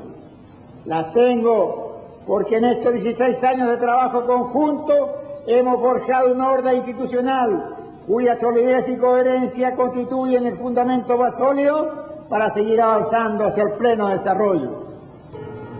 No olvidemos nunca que fuimos capaces de levantar a Chile de las ruinas y que hemos construido un país nuevo, moderno y pujante. En consecuencia, comprometámonos ahora y para siempre a no permitir jamás que nuestro país deje de ser esa patria orgullosa, soberana y libre que tanto amamos. ¡Viva Chile! El poder civil fue asumido por un gobierno de coalición o de concertación de partidos políticos, donde figuró la Democracia Cristiana, el Partido Radical, el Partido por la Democracia y el Partido Socialista. Patricio Elwin, su primer presidente, confirmó la institucionalidad vigente del gobierno militar al realizar solo algunos cambios superficiales, aunque prometió una transición negociada, justa y prudente. A poco andar, creó la Comisión Rettig, so pretexto de primero conocer la verdad antes de establecer la reconciliación. Porque en Chile no somos todos iguales. Aquí la ley, y sobre todo la ley penal, se aplica para un lado y no para el otro. Les quiero recordar, sobre todo a los jóvenes, y les quiero decir, porque es así, que la ley de amnistía, que es una ley vigente en Chile, se aplicó a más de 1.400 personas. Se aplicó, vale decir, 1.400 personas salieron en libertad. Ahí salieron la gran mayoría terroristas, delincuentes. Y cuando se trató de aplicar a militares y carabineros, el Poder Judicial negó esta condición y no la aplica. En nuestros días, dirigentes del Partido Comunista Chileno siguen afirmando que no descartan el empleo de la lucha armada. Don Patricio Elwin hizo uso de una facultad constitucional de aplicar un indulto. Y en lo que se refiere al personal militar que se encuentra procesado, que se encuentra condenado, y a alguno que ha muerto en la cárcel, se ha estimado por quienes tienen el poder político de no aplicar esta facultad que es discrecional del presidente de la República, o no legislar a este respecto. Olvidando la experiencia del asesinato de Pérez Sujovic, el presidente Elwin indultó a los terroristas que habían estado en este bando. Bajo su mandato, murió asesinado por estos terroristas el senador Jaime Guzmán. 4 años después, otro demócrata cristiano, Eduardo Frei Ruiz Tagle, inició el segundo gobierno de la Concertación. Buenos días, guardia. ¡Buenos días, mi general! Durante su periodo, el general Pinochet asumió como comandante en jefe del ejército, cargo que dejaría más tarde para integrarse al Senado de la República como senador vitalicio. Siendo un senador de la República y encontrándose de viaje por Europa, el general Pinochet fue detenido en Inglaterra e interrogado por sus tribunales. Él acudió allá con el fin de someterse a una operación quirúrgica, que fue muy exitosa. O sea, si no hubiera sido por este episodio desatado por el juez socialista, digo juez socialista porque había sido diputado socialista, Baltasar Garzón, y un íntimo colaborador de Salvador Allende, como fue Joan Garcés, que promovió esta acción, de concierto con Garzón. Entonces, ellos dos urdieron esto y enviaron un oficio al gobierno socialista inglés. Los laboristas gobernaban en Inglaterra en ese momento. Entonces fue una alianza política que en el fondo se tradujo en el secuestro del general Pinochet. El juicio mismo en Londres fue una cosa grotesca, ¿se fija? Porque tanto ustedes se acuerdan que se recusó un juez y se ganó esa recusación. Yo creo que eso fue una vergüenza mundial, un escándalo, realmente un escándalo. Y además en violación de toda la legislación conocida, porque el general Pinochet tenía inmunidad oficial. O sea, él como ex jefe del Estado y además con un pasaporte oficial del gobierno chileno no podía ser detenido. La noticia de su detención provocó gran revuelo mundial. Los medios de comunicación marxistas y socialdemócratas connotaron el hecho como un triunfo de la democracia. Y queremos decirle al juez Garzón que lo entienda muy bien. Chile ha sido, es y será siempre un país libre y un país soberano.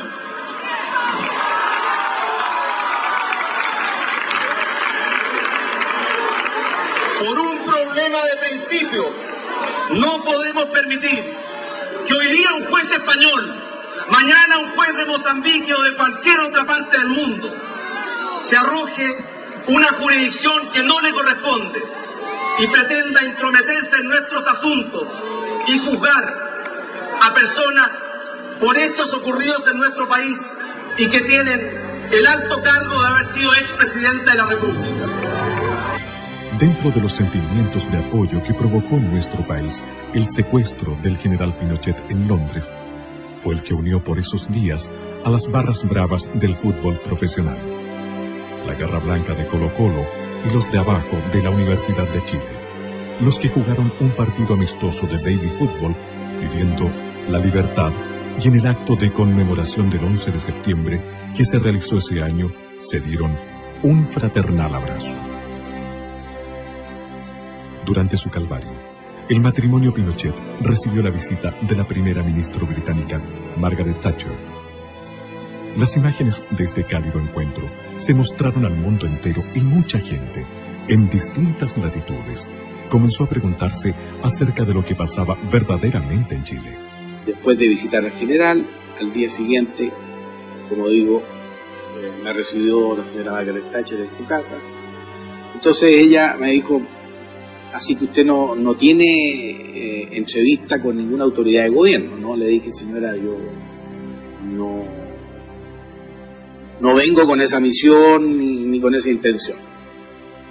No, me dijo, yo creo que usted debe tratar de reunirse con alguien, porque es bueno que a lo mejor el gobierno inglés conozca un poquito la visión real de lo que está pasando en Chile.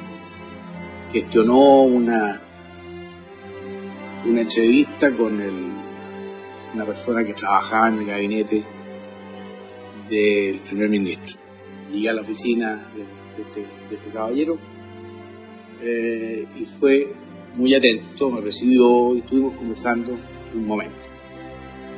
Así que me permití en ese momento decirle, mire, yo le agradezco que me haya recibido, solamente venía yo a visitar al general, que está acá, pero ya que tuve esta oportunidad, le voy a expresar, y creo que es bueno que usted lo sepa, el sentimiento de mi institución, que es la que yo represento. Y quiero ser bien claro en eso.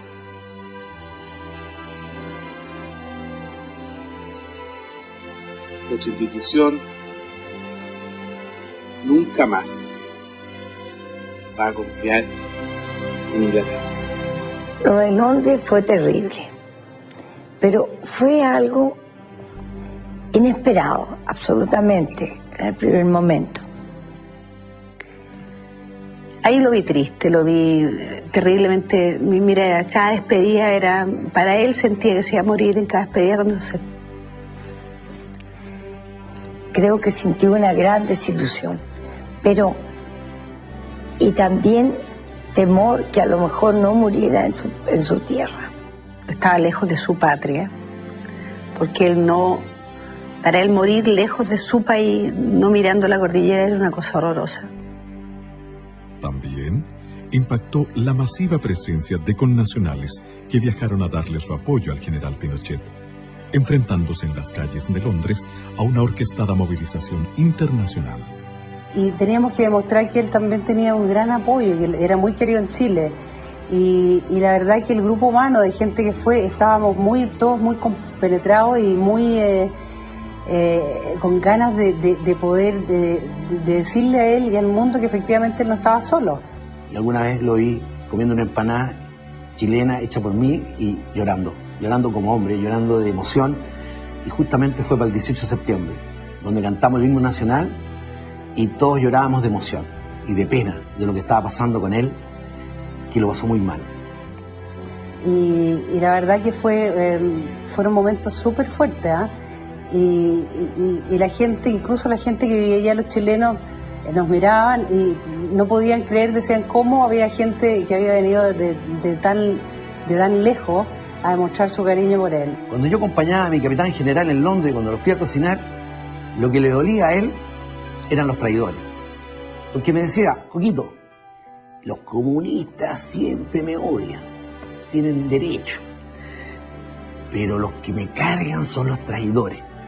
Así que usted, si alguna vez le dio la mano y él se la dio con cariño, no puede traicionarlo, porque está traicionando a su país. Y eso me duele a todos los que tenemos buena memoria. Así que, ojo, porque la cuenta se pasa. Los políticos tienen que saber a dónde van. Y espero que conduzcan bien este país, porque lo veo bastante complicado. En diciembre de 1998, desde Londres, el general Pinochet envió a los chilenos una sentida carta. A través de sus párrafos, es posible avisorar la absoluta claridad que él tenía acerca de las razones y de los gestores de su detención. Impedido de regresar a mi país y viviendo la experiencia más dura e injusta de mi vida, expresaba la carta, quiero agradecer a mis compatriotas todas las nobles muestras de cariño y apoyo que me han dado. He sido objeto de una maquinación político-judicial, artera y cobarde, que no tiene ningún valor moral, mientras en este continente y específicamente en los países que me condenan mediante juicios espurios, el comunismo ha asesinado a muchos millones de seres humanos durante este siglo. A mí me persiguen por haberlo derrotado en Chile, salvando al país de una virtual guerra civil. Ello significó 3.000 muertos, de los cuales casi un tercio son uniformados y civiles, que cayeron víctimas del terrorismo extremista. Más adelante, aclaraba, si con mi sufrimiento se puede poner fin al odio que se ha sembrado en nuestro país, quiero decirles que estoy dispuesto a aceptar todos los designios del destino con la más absoluta confianza que Dios, en su infinito amor, sabrá hacer fecundo este sacrificio que le ofrezco para que triunfe la paz, y en el amanecer ya del nuevo siglo, sean los chilenos un pueblo unido y reconciliado como el que siempre soñé alcanzar a ver.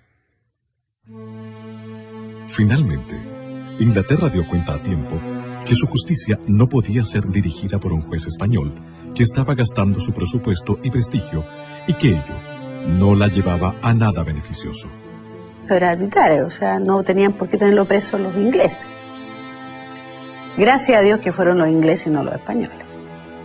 Fue una gran emoción saber que volvía, y también a la vez algo increíble, porque no podíamos creerlo después de tanta tensión, tanto momento difícil. Fue como el término de una pesadilla.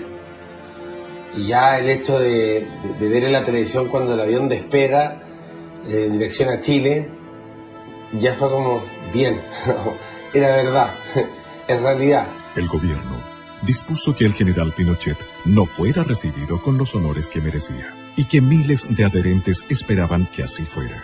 Sin embargo, el general comandante en jefe del ejército, Ricardo Isurieta, lo recibió como correspondía.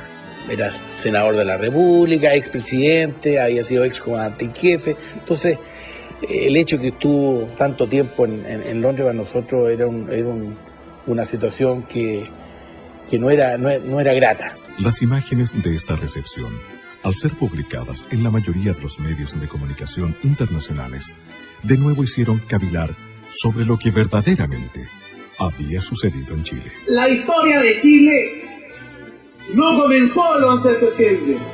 El 11 de septiembre es el día último en que Chile se destrozaba y se caía a pedazos.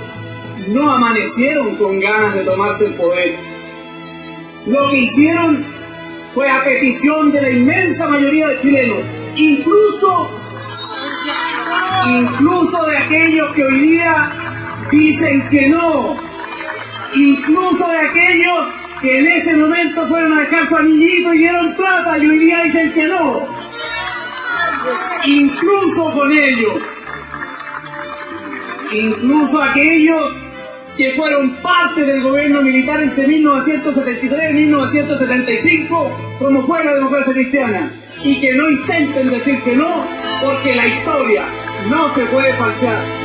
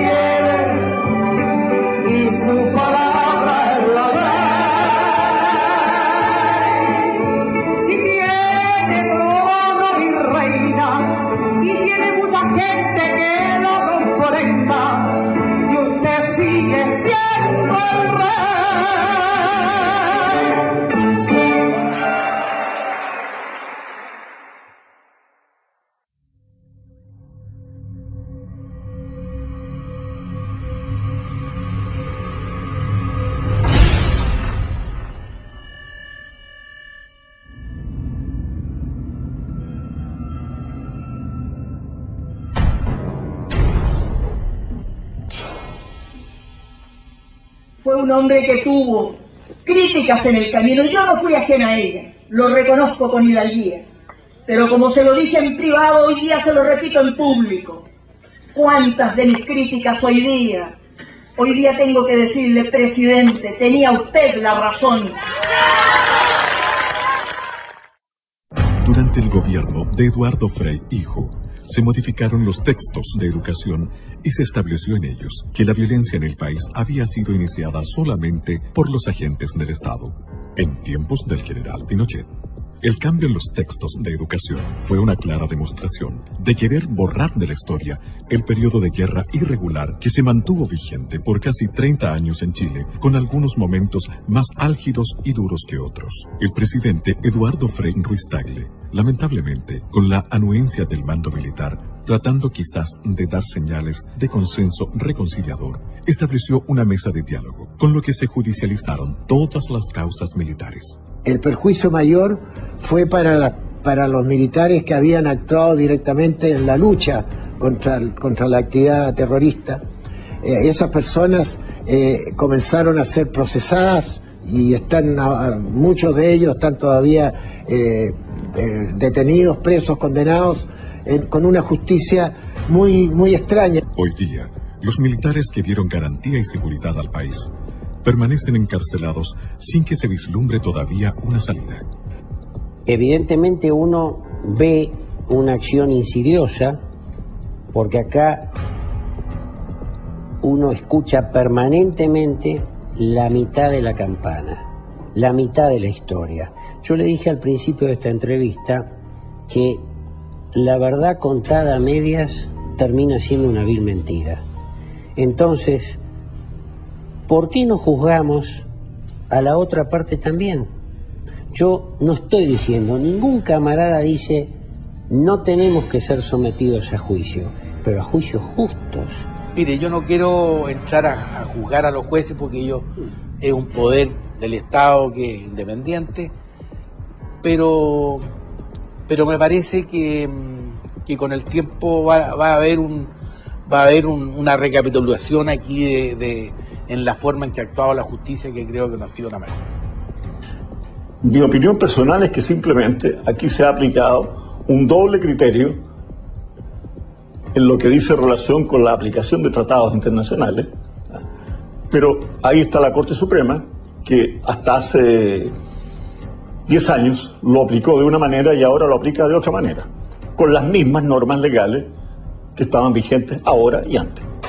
Tras el gobierno de don Eduardo Frei Ruiz-Tagle, vino el gobierno de don Ricardo Lagos Escobar, quien intentó reivindicar al nuevo socialismo, al socialismo renovado, que apoyó nacional e internacionalmente su gestión. Su sucesora, la presidenta de la República, doña Michelle Bachelet Jeria, hizo recrudecer el trato a los presos políticos militares. Caracterizó su gobierno con una serie de cambios sociales.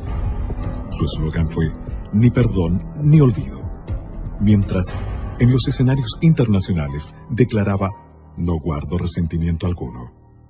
Pero Tata, tanta persecución parece película de terror esta cuestión, po. Mira, es que todo está clarito. En la prensa, en los textos de estudio, en el Museo de la Memoria y en la los... sentencia, acuérdate, po. Bueno, pero es que en los juicios contra militares que no tienen nada de justicia. Sí, po. Pucha, Tata, encuentro escalofriante tanto rencor. ¿Sabéis, Tata? Yo creo que la carretera austral es lo que más representa al general. Abriendo caminos, dejando huellas donde antes nadie lo había intentado. Estamos de acuerdo, mi niña. En todas las épocas han habido grandes hombres que han abierto caminos y han dejado huellas imborrables. El 24 de diciembre del año 2006, semanas después del fallecimiento del general, la Fundación Augusto Pinochet dio a conocer una carta del exmandatario en la que, en uno de sus párrafos, se dirige especialmente a las nuevas generaciones, aclarando: Chile empezó a arder y se encajonaba sin escape. Objetivamente, en mi concepto, a 3 posibilidades. Esto que lo entiendan las nuevas generaciones nacidas con posterioridad a la crisis. A una guerra civil sin cuartel, de ventana a ventana, con miles y miles de personas muertas, a la imposición de una dictadura llamada del proletariado ideológicamente marxista-leninista, con la pérdida total de libertad política y del Estado de Derecho, y a una reacción conjunta de civiles y militares para eliminar tajantemente las anteriores. Nadie discute que la inmensa mayoría de la población se inclinaba por esta última alternativa. En otro párrafo de esta carta, el general aborda de manera frontal el tema de las muertes y los desaparecidos. En muchas muertes habidas y en los desaparecidos de cuerpos, es muy posible que no se logre jamás un conocimiento acabado del cómo o por qué ocurrieron. No se puede descargar con simpleza la responsabilidad de un sinnúmero de extralimitaciones porque no hubo un plan institucional para ello. Los conflictos graves son así, fuentes de abusos y exageraciones. En los enfrentamientos habidos en la historia, el resultado en cuanto a pérdidas de vida y las deshumanizaciones son parte de su definición. Finalmente, la carta concluye con una exclamación que parece surgir desde el alma misma del general Pinochet. ¿Cómo quisiera que no hubiese sido necesaria la acción del 11 de septiembre de 1973? ¿Cómo hubiese deseado que el presidente Salvador Allende no hubiera incubado en su ideario el propósito de transformar a nuestra patria en una pieza más del tablero dictatorial marxista? Esta misiva, conocida en forma póstuma, no hace sino engrandecer la imagen de Augusto Pinochet, a juicio de algunos analistas internacionales, como lo menciona en su obra el escritor italiano Mario Spataro. El mundo, poco a poco, está comprendiendo y valorando la verdad de los hechos que acontecieron en Chile, y la imagen del general Pinochet está comenzando a tomar su real dimensión de estadista y patriota. También lo cree así Paul Johnson, destacado escritor e historiador inglés, que señala textualmente en su obra: la gente debe estar de acuerdo en diferir sobre los héroes. Yo admiro enormemente a Chile y su gente, y me preocupé cuando mi amigo Salvador Allende se hizo presidente y abrió el país a las hordas de radicales armados de todas partes del mundo. Así que aplaudí la toma del poder por parte del general Pinochet. Pero al evitar la transformación de Chile en un satélite comunista, el general se granjeó el furioso odio de la Unión Soviética. Pinochet sigue siendo un héroe para mí porque conozco los hechos. Pinochet es el hombre del destino, por su voluntad inquebrantable y por su obra gigantesca. Forjador en lo fundacional del régimen, conductor de la transición y realizador de la futura consolidación y de la entrada de Chile en una nueva era. Estas no son palabras, son sentimientos profundos. Pinochet, para la mujer chilena, es signo de seguridad. Pinochet, para la juventud chilena, es símbolo de realización cierta de sus esperanzas. Pinochet, para el país entero, es el hombre símbolo de la vocación de grandeza de Chile. Pinochet es el más grande estadista de este siglo. Muchas gracias. Quizás el acto revanchista menos honorable de parte de la coalición gobernante y de su presidenta en esos momentos fue aquella orden política dada al comandante en jefe del ejército, general Óscar Izurieta Ferrer, con motivo del fallecimiento del general Pinochet, de no hacerle funerales de jefe de Estado y que no tuviera cortejo público. Sin embargo, aquel encontró la solución al hacerlo en la escuela militar. Si lo único que le falta a este país, lamentablemente, es poderse dar la mano entre todos. Por eso cuando mi papá se murió, yo me acerqué donde la señora Blandón y le di la paz. No por un gesto de aparentar políticamente nada a favor ni en contra de nadie. Simplemente porque en una misa fúnebre donde mi padre había muerto, hice lo que me enseñó él, que las rencillas y las cosas se dejan de un lado.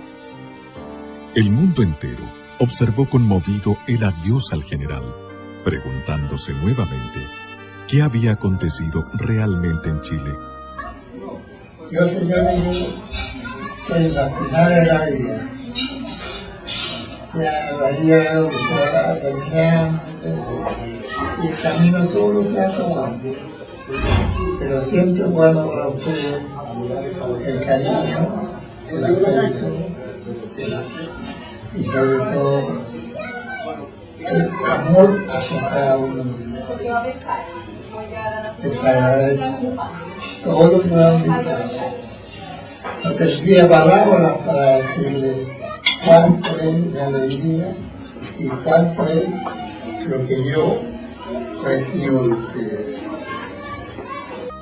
Hoy, cerca del final de mis días, quiero manifestar que no guardo rencor a nadie, que amo a mi patria por encima de todo y que asumo la responsabilidad política de todo lo que he obrado en la convicción que ello no tuvo otro norte que engrandecer a Chile y evitar su desintegración. Quiero especialmente dar un mensaje de apoyo a mis camaradas de armas, muchos de ellos privados de libertad, que sufren la persecución y la venganza de quienes desencadenaron la confrontación y la violencia, que obligó a las Fuerzas Armadas y de orden a intervenir para superar un conflicto que parecía insalvable. Gracias a su coraje y decisión, Chile pudo transitar entre la amenaza totalitaria y la plena democracia que nosotros restablecimos y de la cual gozan todos nuestros compatriotas. Reitero lo que he dicho siempre, yo asumo la plena responsabilidad política de lo sucedido. Tengo la certeza más absoluta de que el día de mañana, cuando cesen las pasiones y los resentimientos, la historia juzgará con objetividad nuestras tareas y reconocerá que la obra realizada colocó a Chile a la cabeza de las naciones de este continente.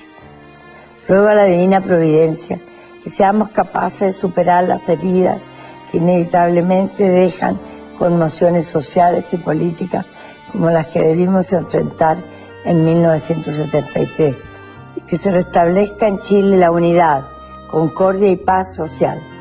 Solo así volveremos a ser grandes y sepultaremos el odio y el revanchismo. Muchas gracias a todos ustedes por la lealtad y la gratitud que guardan para con este viejo soldado, a quien la patria lo colocó en una encrucijada histórica que logramos resolver con el apoyo y respaldo de sus camaradas de armas y del heroico pueblo chileno. ¡Viva Chile!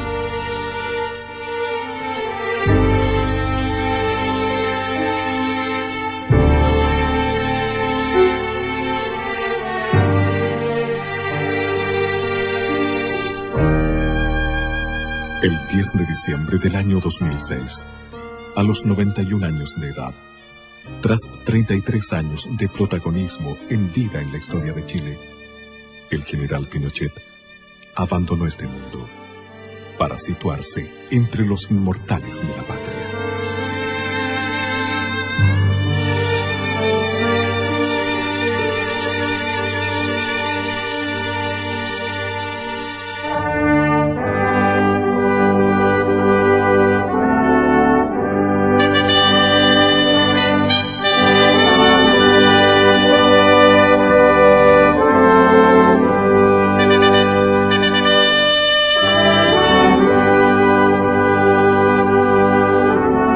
Cientos de presidentes serán olvidados. Un general Pinochet vivirá para siempre.